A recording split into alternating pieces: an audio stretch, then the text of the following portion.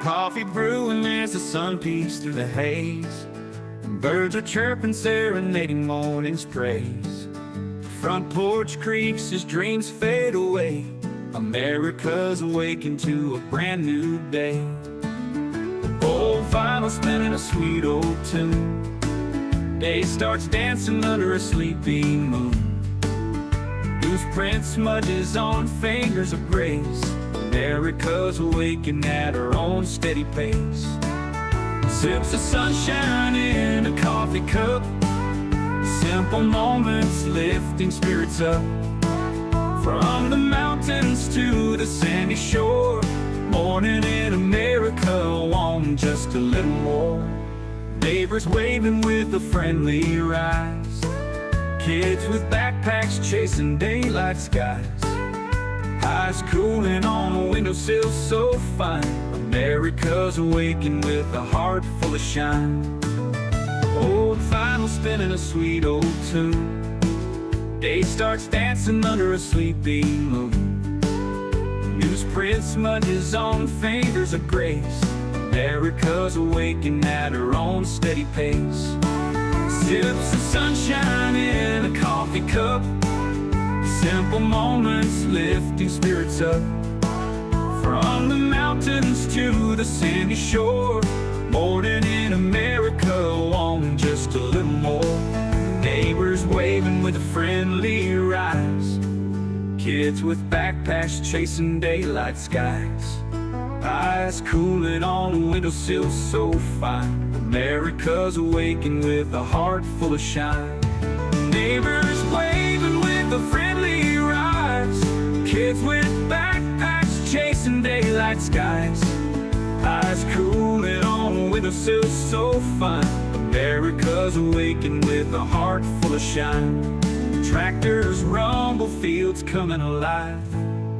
Big wheels turning where hopes and dreams strive. Laughter echoes down the old dirt road. America's awakened to lighten her load. America's awakened to lighten her load.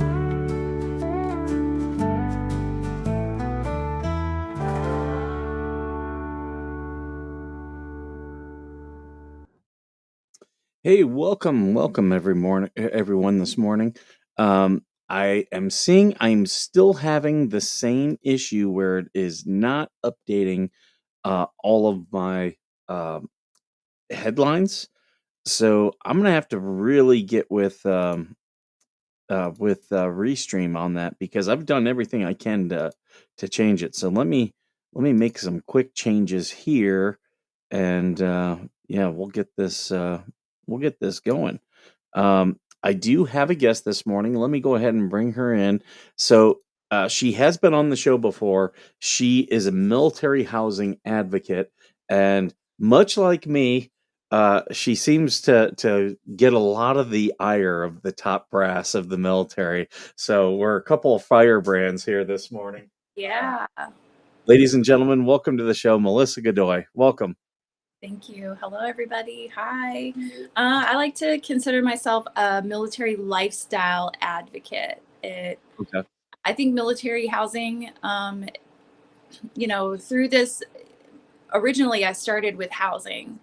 But then, dealing with all the situations, I learned that it's the whole lifestyle that needs some type of advocacy. There's a lot going on with housing, healthcare, even the food. And I feel like, I feel like all those other situations need advocacy. So I kind of expanded. So I feel like lifestyle advocate is more fitting because it covers all of those, because there's issues everywhere in the military. It's not just solely housing. There's non-combat deaths.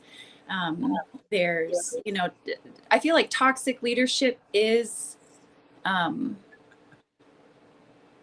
it's what's the word am I looking for? Like, it's your like own point of view. I think there's real toxic leadership, and then there's like mean leaders. You know what I mean? Yeah. There's leaders that are ignoring rape allegations, but then, they might push you a little bit harder. So there's a big difference. It's speculation. Is that the word? Yeah. Yeah. But yeah, there's tons of situations happening to our service members that I feel that deserve advocacy. So I kind of branched out from housing. Yeah, that's a it's funny how these things work because that's a big starting point. It's a big problem that has Yeah. been going on since I mean, it my whole military career. We used to jokingly say that we had a sunroof because I lived in the barracks and we had a hole in the ceiling and we could see the pipes. No one ever wanted to fix it, and they were like the prevailing uh idea was, "Oh, well, you can go get drywall and fix it," and it's like, y That's not you're your gonna hold responsibility.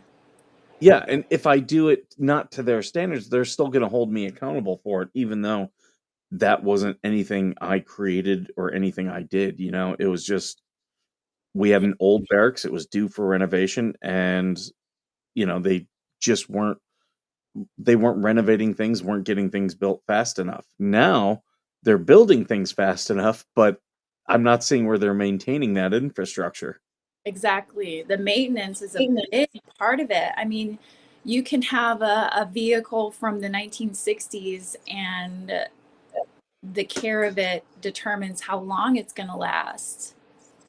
So that's like 90% of the military housing issue is proper maintenance. And that's what people don't understand is that these buildings and these homes are not getting the proper maintenance. We have these amazing brand new buildings that are just going to be rotted here in a couple of years because They're not improper taking care maintenance. of They're absolutely not taking care of it. And then, we used to have the small percentage where we do have tenants that are careless, that are negligent and stuff, but they need to be properly charged. And then also the charges need to be applied to the repair, which most of the time, from what I heard, it's not happening.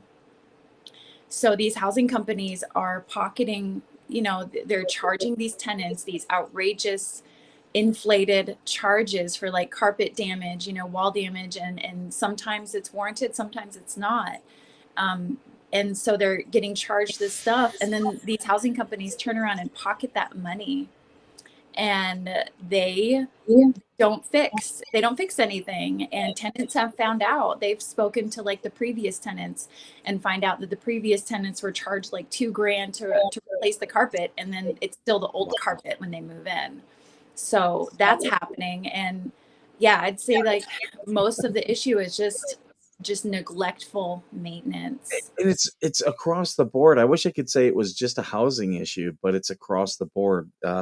Everyone knows, I go on to 29 Palms almost every day, and I swear I'm worried about my tires and my suspension because there's so many potholes in the road. The roads are horrible, and I went to school in Michigan and used to drive on Michigan roads. So that's how bad they are. Yeah. Um, and I can tell people I've been in a lot of these meetings back when I was still enlisted and was a logistics officer, and then when I moved to being a contractor, I've been in a lot of these meetings. The the thought is, well, why should we maintain it? We'll just go back to Congress and ask for money for a whole new facility, and we'll just demo that one. So you have fairly new facilities that weren't kept up. Now they can't be used, being demoed for something new that also is not going to be maintained. Yeah, the maintenance is a big issue. It's just not happening. And I know this. I've seen it. It's not anything I'm making up. It's not some extravagant lie. It's or just this stretched out truth. It's that's what's happening, and it's hard to believe. It is so hard to believe that such a prestigious organization as the military, they are massively neglecting their service members in all branches, all installations. There's a lot of discrepancies going on and a lot of things that would fail checks and balances. And that's the issue. There are no checks and balances. There's not another, there needs to be a third party third party, like or just whatever, some other, you know, extension of the military to make sure that the wheels are turning smoothly within the military and that everyone's being taken care of. I And that's not happening. I think every taxpayer should be angry because they're not spending our taxes wisely. Oh, definitely. Definitely. That's another reason why I like going public with these issues. And I like putting them in public forums and social media because it gets the general public awareness. It gets their attention because we live in a very patriotic country. So I want our voters to see what's happening to our service members. You know, the service members and all the senators and stuff. Y'all are coworkers. You guys work together. You work for the federal government. So it would be in the best interest of these state leaders, like the Senate, the governor, and the legislature. It would be in their best interest to advocate for their coworkers. And yeah, I want to let everyone know right now, currently, there's a Marine Corps. I believe he was just promoted to his 3rd star, Lieutenant General Savage. He's trying to shut this show down. He is trying to shut down Veteran Nation. He is trying what? he is trying to silence me from talking about a lot of the stories and issues I brought up. And what's interesting about it, I haven't showed any of the documentation yet, and I will. Is they're not saying because I'm defaming anyone. They're not saying that any of the stories I've done, they're not saying they're untrue. They're saying that I can't do these stories. And So you're not in the military. So what do they think that they can do? well, I still You're a veteran, but on the base. What they ultimately want to do is they do want to kick me off the base. They just don't have the ability to debar me, so they're trying to do other things to make me lose my cool. But I can say it's Lieutenant General Savage who's behind it. I will eventually post a lot of the stuff and show it on this channel. But I say that, and you have come under the ire of, the what we call the general officer ranks, even though it wasn't a general. Can we talk about that a little bit? are you talking about Captain Boner? Yes. The whole Captain Boner situation that actually didn't happen to me.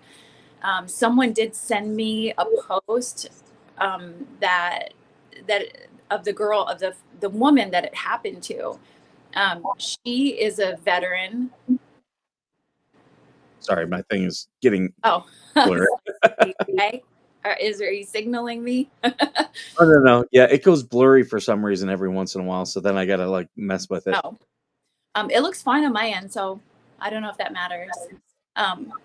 But yeah, it happened in where was it? Naval Base King. What was it?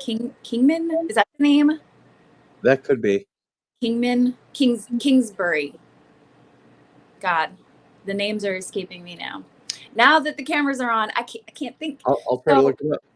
Naval Air Base King something. But anyways, it's over there in the East Coast, and this veteran who is a realtor, she, she advocates for housing. She helps tenants. Naval Sub Base, Kings Bay. There we go. What was I saying? I don't even know. That place, Naval Sub Base Kings Bay. I think it's in Georgia. And I guess somebody made the captain mad, Captain Boner. And he sent out, I think the post is still up. It's been edited, but he posted about unofficial advocates helping with housing, that they don't want misinformation, this and that. And I'm putting it nicely. He was pretty bitter in his post, like unnecessarily bitter. And I have the screenshot of the original. I should have sent it to you. It's okay. But I posted about it in my page, military living conditions, but um, he was just really salty at these unofficial advocates helping and spreading misinformation. It's like, what misinformation are we spreading? What misinformation? Like, I don't understand. What do you mean by misinformation? You mean exposing the living conditions and how toxic the leadership is towards the living conditions? Like, is that what you mean? Like, what do you, please define what do you mean by misinformation? There's no misinformation I'm spreading. Like, I'm getting my information from being a former tenant and from other tenants and from the living conditions that I've witnessed myself. So, what exactly do you mean by misinformation? And most of us advocates know that we we have to go by the original or the Tenants Bill of Rights and all the resources that are set forth, by Congress to help military housing tenants navigate through their housing issues. So there's nothing extra that we're doing. We don't most of us don't converse with the housing companies, this and that. So I understand, just guide tenants through the housing mess. Um, Mhm. and then he sent an official cease and desist to this veteran, and she's a Navy spouse. To this woman, they sent the Captain Boner of Naval Sub Base Kings Bay sent a cease and desist to this poor woman.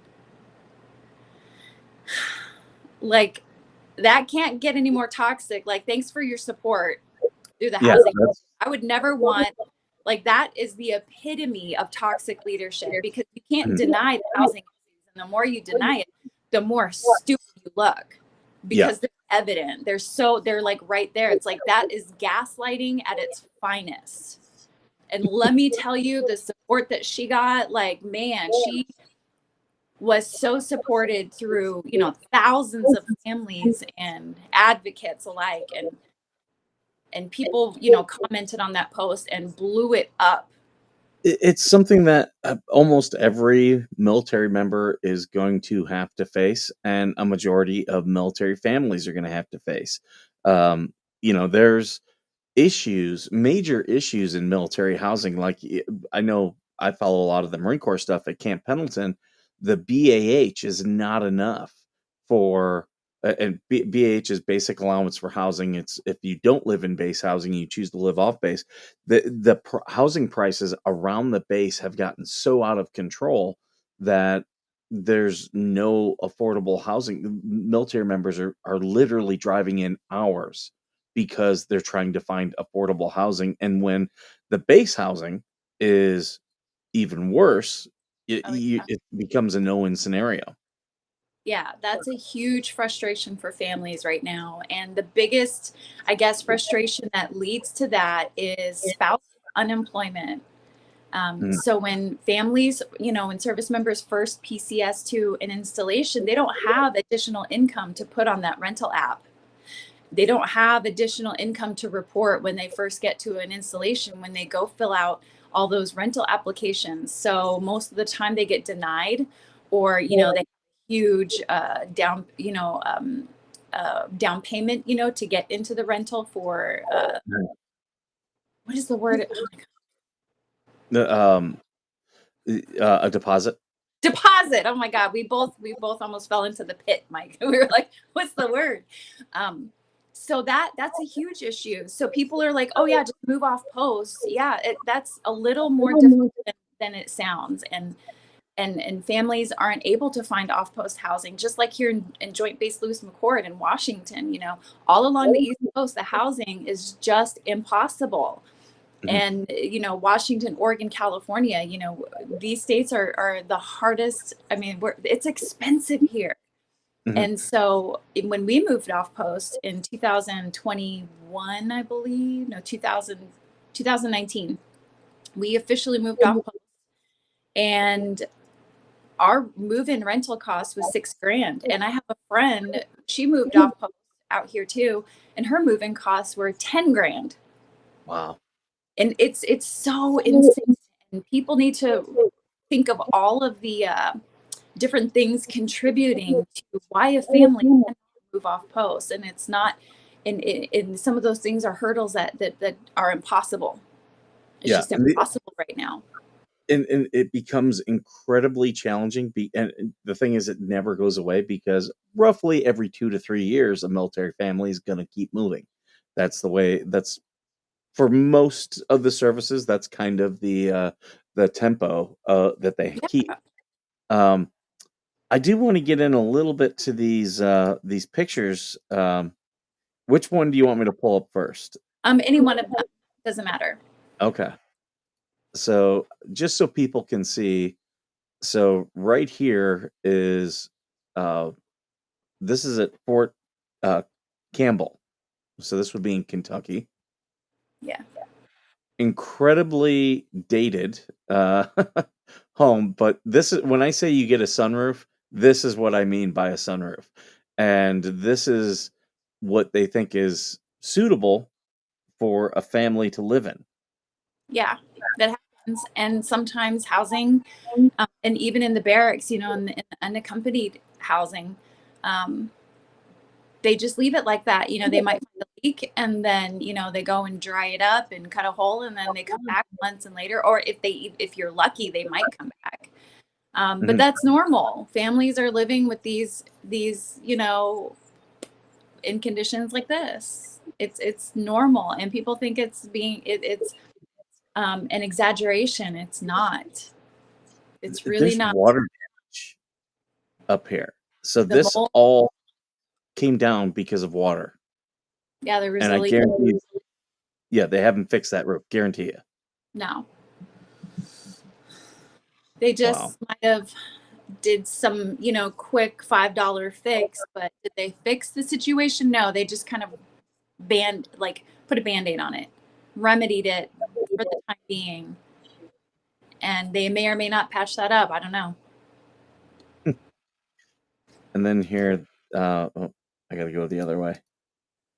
So this one is at Fort Kessler, Keesler Air Force Base. Keesler Air Force Base. Yeah, I think that's the Wingman's Club. Uh, So I mean, something. that's mold. I mean, it's serious water damage and mold, and I mean, light fixtures. So that probably has some serious electrical issues that that endanger lives. It could spark a fire, so you never know. But people have this misconception that Air Force housing is great and everything in the Air Force is great, which is mostly true. They do. I've noticed through my advocacy, Air Force does have a better response to issues. But it doesn't mean that they're immune to it and that they don't have them. So this was sent to me by a very young airman through my Instagram, and he wanted to show me what's happening in his wingman's club. Like comparable to what the Army has. They have like warrior zones or whatever, someplace for the young single service members to go to for recreation. They have games and stuff like that. But this was in their bathroom, and he said he was there for a couple months, and it was like that. Wow. Yeah. And I dealt with this. Uh, as a logistics officer, facilities always fell underneath me. And in the building where I was, granted, we only got maybe 4 or 5 days of rain every year. But when those days would come, the roof would leak. Oh, And yeah, we had to move stuff around because you didn't want your computers getting ruined and everything. And I talk about this because not, you'll go to other companies and stuff, and yeah, you'll have a leaky roof, but they will eventually respond. Well, I would do work orders and work requests, and they would come out and say, "Well, it's not leaking now," and I'm like, "Well, yeah, it's not raining now," and they're like, "Well, there's nothing we can do." And I'm like, "No, you can fix the roof. Like we just need a new roof." Um, which is, an incredibly common thing of, well, maybe you'll get it in next year's budget. And it's like, oh my this God. is a need. This is a need. And then, but yet we were spending thousands upon dollars for the general to have a nice little garden outside of his office.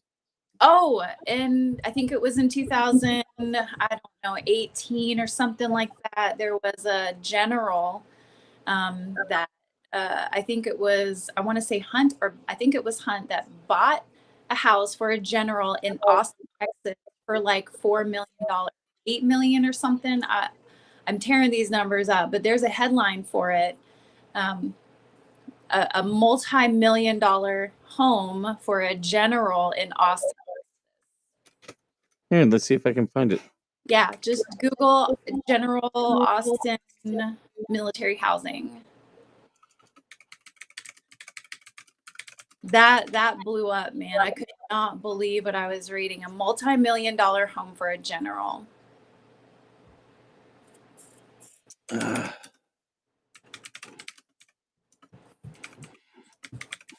I want to say it was 8 million. You know, that he could have at least got $1 million and then kicked his service members $7 million for their barrack. Here we go. I've got it from Stars and Stripes. You weren't that far off. Well, if I can get rid of this thing, they have $8.5 million purchase of Austin real estate. Yeah. There we go. Isn't that amazing? Isn't that fun? And this was only 2020, so just 4 Oh, years. 2020. So I was off a little. So that's pretty recent. In the fall of 2018 is when they did the purchase, but the story was 2020. Okay. I knew those numbers were rattling around somewhere. Yeah, you were pretty close, or you were right on the 2018 and close on the 8 million.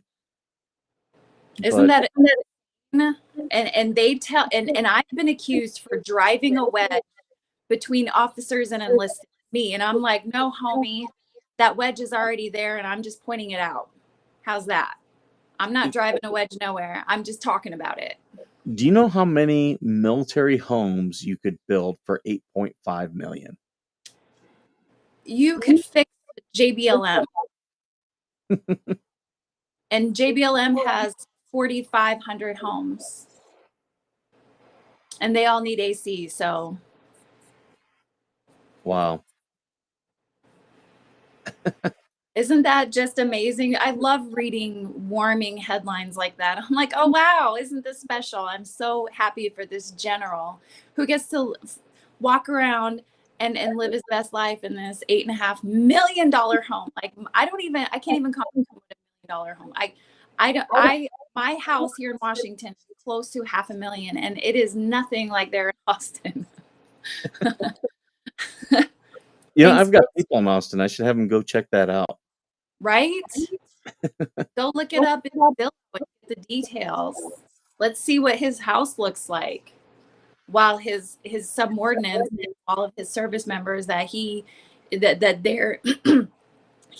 entrusted in he's taking care of these people, and he leaves them in squalor, basically. Absolute squalor. That's what I want to follow into war. That's the kind of leader I want.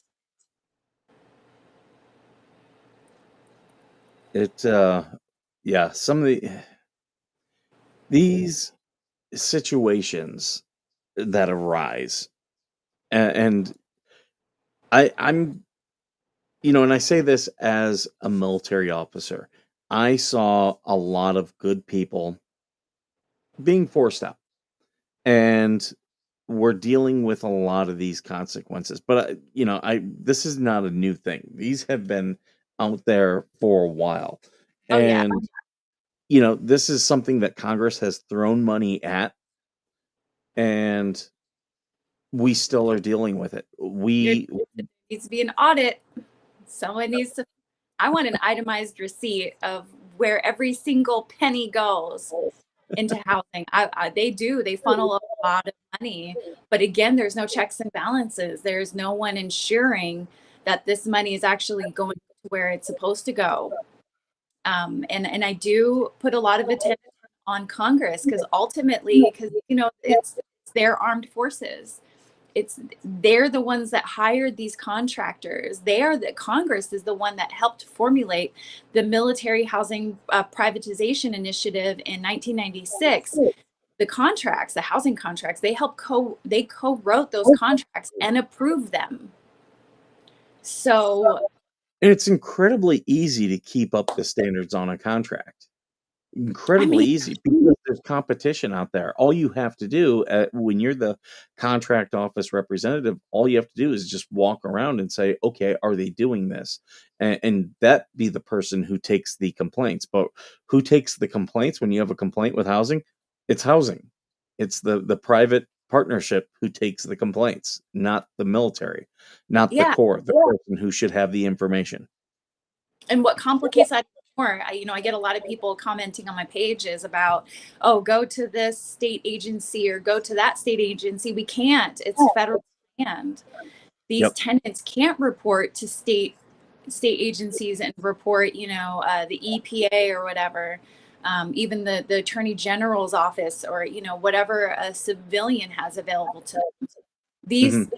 These housing, these service members, living in military housing, they either can go to Congress or the military. That's it, because this is it's on federal land. It's not, and the housing companies they own half. Actually, they own about 51% of the contract. So the ball's in their court. And they're in a joint venture with the military, who owns 49%. So they're partners. And then having the military advocate against these companies would be a conflict of interest, because they're in partnership with these companies. So it's like one brick wall after another brick wall that these service members they encounter on a daily basis, just trying to get a livable home, just The trying to get a leak fixed, just trying to get all this stuff fixed. And they're just met brick wall after brick wall. So I kind of put the focus on Congress, because they're the ones that created this problem. They're the ones that co-wrote those contracts. So they need to cancel and rewrite those contracts. My co-host TC, he's a libertarian, very, very big libertarian, very active one. And one thing libertarians talk about is that there can never be a monopoly without the government. That the government is what actually creates monopolies. They create regulations, things that prevent competition in the free market. And let me just say, I can't speak for the Army, the Navy, or the Air Force, but I can speak to the Marine Corps. The Marine Corps loves monopolies. And I'll give a couple examples. Okay. Every Marine Corps base you go to, the internet is going to suck. And it sucks because there's only one company that's allowed to provide internet, and normally one company that does the cell phone towers aboard the base. It's a contract. Only one company can get this. And what happens is the military members there and their families get less quality service because, well, we've got the contract. As long as we keep bidding low, we're going to keep that contract so we don't actually have to improve any of the services. And I've never understood why they feel that there can only be one. They're like they don't have to have non-compete contracts. You can do multiple contracts and give people options. I don't get why they don't do that. It's, to me, I mean, what I think, my personal opinion is money, just like how they don't uh, get um, licensed and state approved contractors to fix the homes, for plumbing, electricity, and all the other specialties, the specialty builders that they need to construct a home, people that need to be licensed. They don't do that. So a lot of these homes, that's why they have a lot of leaks and electrical issues, because it's not state approved and it's not built by someone that knows what they're doing. Mhm. So it's all about money. They think they're saving money. They think they're saving money. And in the end, it's great, but no, they're actually having to spend more money on lawsuits, stuff like that. My HOA I live in, we're allowed only 2 sources of internet. So we have I forget what it's called, light speed or something. I don't remember. They just changed it. And then we can do Starlink. And I asked them why, and it's all about um,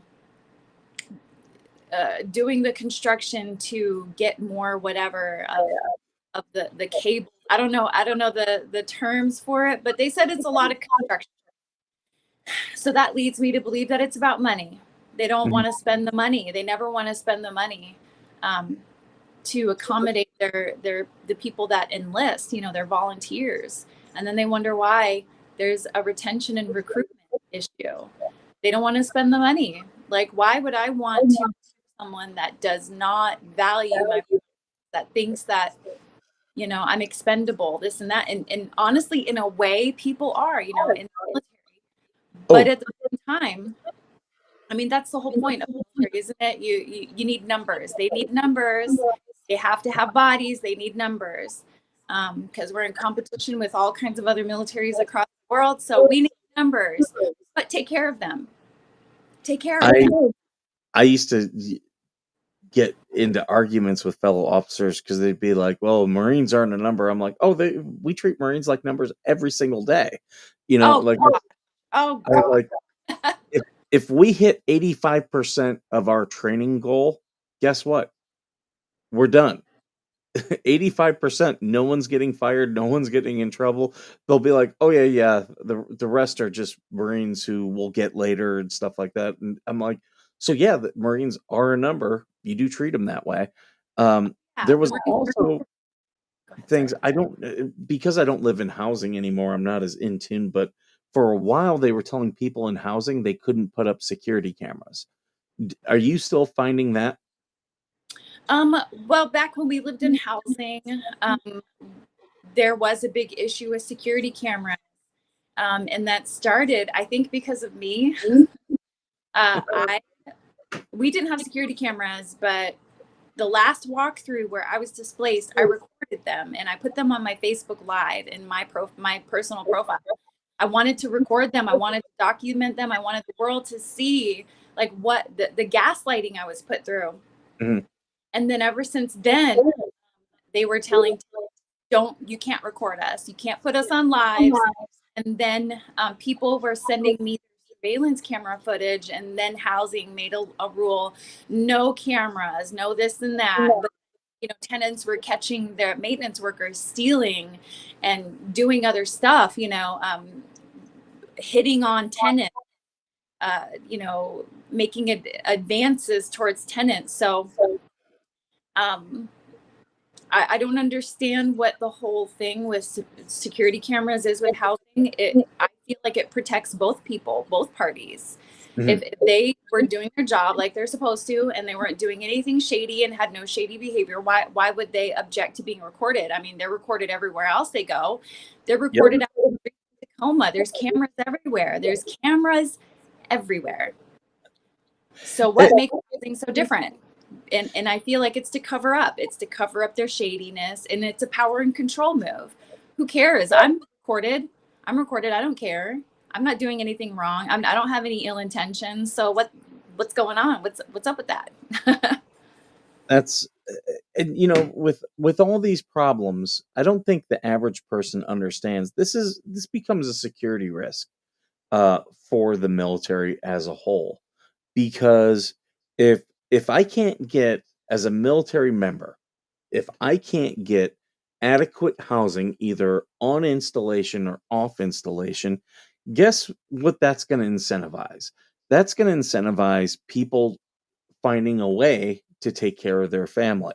And by that I mean, uh, there are people out there in the military who would not hesitate to sell secrets to try to buy a better house, to try to put their family in a better position. That's why security screening goes through things like that. Are you making your mortgage payments, stuff like that? They want to make sure that you are not an insider threat. And I think when we treat military members this way, insider threats are going to increase, and it's going to be a major security thing. And I think this will end up ending quite badly. Something is coming. Something is coming. Yeah. You know, and to circle back around with service members not being able to live in housing or find off-post housing, there's service members right now living in RVs. Our RV park here in JBLM, you know, and service members are having to send their families elsewhere, you Mhm. know, back to their hometowns, you know, to be able to live until they find housing. I even heard of a service member having to send his family home, and then he was living in a car here, and having to serve their country, and the Mhm. military not care. Like, no, I don't care what's going on in your life. You better make it to formation on Monday. You know what I mean? Like, what message is that sending when there's not enough housing? The wait lists are months and months long, and I'm not even exaggerating. There's service members waiting in hotels, motels around here, Mhm. just trying to get into housing because they can't afford off-post housing here in JBLM. Oh, just move off post. They don't have just move off post money. They don't Yep. have 6 to 10. We had to get 2 loans and $1,000 of our own money to be able to afford to live off post. And we got lucky. Mhm. We had to apply for the loans, first of all. And that's something a lot of these young services, they can't do. They don't have the credit. They don't have the, you know, employment stability. They don't have any, so they can just move off post. So it's just just meeting brick walls everywhere you go. But you better make sure and be in formation at 6 a.m. or you're going to be in trouble. And screw your other problems. I don't care what you got going on in your life. And that's the message they're sending. So Yep. why would a lot of these service members that are arrested for selling secrets, you know, I'd like to talk with them. I'd like to know what did it for them. Why did Mhm. you do it? And a lot of them are just so disgruntled and so burnt out that they don't care. And Yeah. they feel so disenfranchised. I don't know if that's a good word to use for this, but they just feel so burnt by the military that they have no respect for the military anymore. They have no respect for their government, their Congress, you know, with the way they're treated in the military. It's easy to see that. It's I want to say easy for me to say, hey, you know, there's another side to these stories, and I see it. You know, a lot of these service members get burnt by the way that they're treated and how their coworkers are treated. Is I there mean, anything, I can't say any it's right, but you new? know what? I get it. Is there any new? Because I always say that, most times we recognize the symptoms, or, I also say that, near misses are actually warnings. Um, are you seeing any new trends popping up? Like what? Just with anything. I know for a while, like the mold was it remains a big issue. The recording was an issue. Is there anything new that you're like, oh yeah, I'm starting to see these type of things? Like, Mm, uh, okay. Yeah. Well, you know, I can say, and I'll give a second to the Army. I can say the Army, they are making strides towards improving the military living conditions. The Air Force is always there. First first ones to jump for anything. So I don't have any gripes with the Air Force. The Army is getting there. I think they're making changes. I'd have to say the Navy comes in third, and okay. then the Marine Corps comes in last. The Navy and the Marine Corps, they are just the impossible child. Like they don't want to make any changes. Like just for an example, Captain Boner from the Naval Sub Base Kings Bay, you know, sent a cease and desist, to Navy House for, That- that just for helping with housing. And I can tell you, in all my 5-6 years of doing this, I've never gotten a cease and desist from the Army. I've actually had officers and other people of influence contact me and ask me, how can they help? What can we do? Where's the weakest link?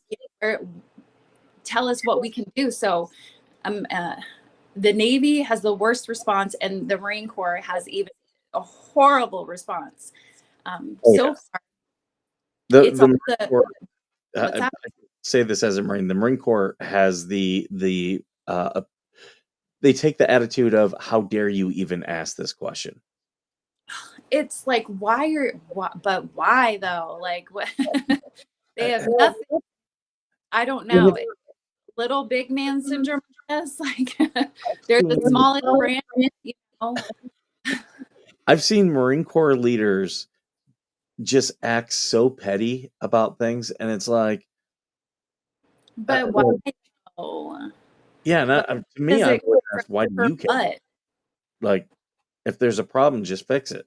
Like, but yeah, that to me, that just makes sense. Typical. Like, Making sense in the military sometimes is its own detriment. it's not their strongest quality to make sense. It's not the military making sense. It just doesn't go. Two things that you don't. It just doesn't go.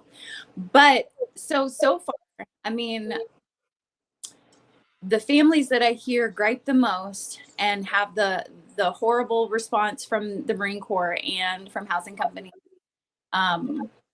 The installations that I'm hearing the most are Camp Lejeune, Camp Pendleton, all the more extensive name, the Marine Corps air stations, uh, Cherry Point.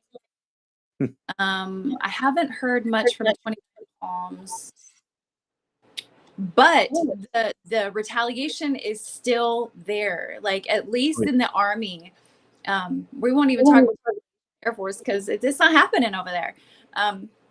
Well, I mean, General Savage, who just left 29 Palms, is trying to get this show shut down because of That's stories I've talked about the base. that's insane. That's And, insane. and everyone has acknowledged the stories that I've brought forward, and I've got a whole playlist. They haven't ever said anything. I've sources for everything. They've never said that's untrue. Well, you have to remember that there is such a thing called God, what's that legal term? Where it is burden of proof. Mhm. You can make an accusation against someone and you throw the ball, now their burden of proof. I mean, it's a free country. You can make accusations against anyone. You really can. You can make accusations, Mhm. and they have the burden of proof, and you can't.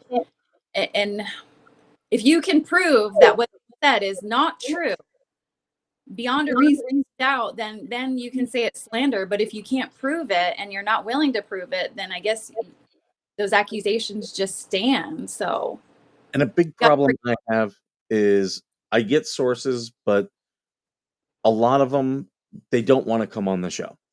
They want to just a lot of them, and I get it. A lot of people just want to be heard. They want someone else to validate that what's happening to them is actually happening to them because they've been gaslit for so much. And I yeah, totally get it, and I've been through it myself.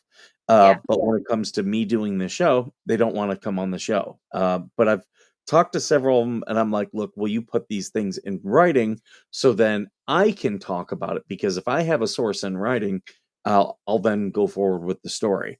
And that's been my saving grace is that for all the people who don't like my show and attack me, uh, very few will say that I'm lying, and even fewer will actually try to prove it. yeah. Oh, I'm sure that don't like me. I mean, I know it's hard to believe because I'm so likable, but there are people that You're right. and they believe I'm evil, this and that, spreading misinformation. And I'm like, well, I'm getting my information from the tenants and as a tenant myself. And then, being a military spouse, I see the lifestyle. I've talked to literally thousands of service members across this country. In my 5-6 years of advocacy, literally, this is a day in, day out thing. I'm a volunteer, and people message me through my social media, tell me what's going on. So I kind of hear it firsthand. I know what's going on, and I ask questions. I'm not just believing things just to, just because they tell me. Like, I have questions like who, what, when, where, why.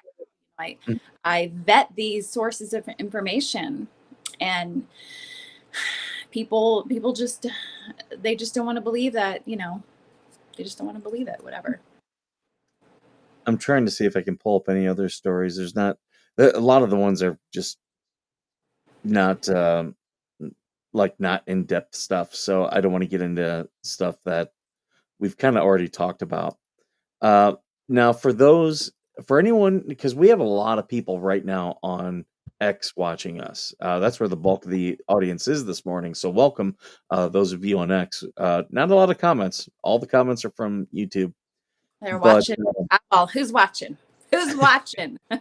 Who are you? but I do want to ask you for any of these people watching, because what generally tends to happen is once I go off air, that's when people start reaching out to me about whatever we talked about. Uh, for those who are dealing with any issues and want to reach out to you, how can they, uh, reach out to you and start coordinating on, with other advocates? Okay, so I have social medias. It used to be called Military Health Landlords, and then I changed it to Military Living Conditions. And I am in Instagram, TikTok, Facebook, and I think that's it. Okay. So, and I have a page and a group in Facebook. Um, but yeah, that's where I'm at. I'm thinking about starting a YouTube. I'm 100%. I'm not too sure about that yet. Oh, and I'm an X. Duh, I'm an X too. Use my X. I'm an X also. Military Living Conditions, that's my handle in all the social medias. Where are you at on X? Military Living Conditions. I think I'm Because following you. That okay, nation. yeah, we do follow each other. I couldn't remember if I did or not, but I will go through and here I'll send uh, here you've got something that I'll just retweet out something so that for those who follow me, you'll be able to go to my YouTube feed and see where I just retweeted you. Okay. But I thank you for coming in, and if you get any more crazy stories and anything, please let us know. If you need help, if you do a YouTube channel and you need help with it, don't hesitate to reach out, because we do now. We've kind of built a little community of veterans over here, and it's really fun because we're all supporting each other, and it's all good That's stuff. good. That's good. I like the community. I think we need to coordinate a little bit more and focus, on all their issues. My husband's about to join the community next year in August. August 2025. He's going to retire. So I'm gonna Congratulations. send him your way. Yeah, I think it's great. The Fourth Congress is a little slow with taking care of our veterans. So um, it's a I totally hope. different fight. Oh But yeah, I hope to get involved in that.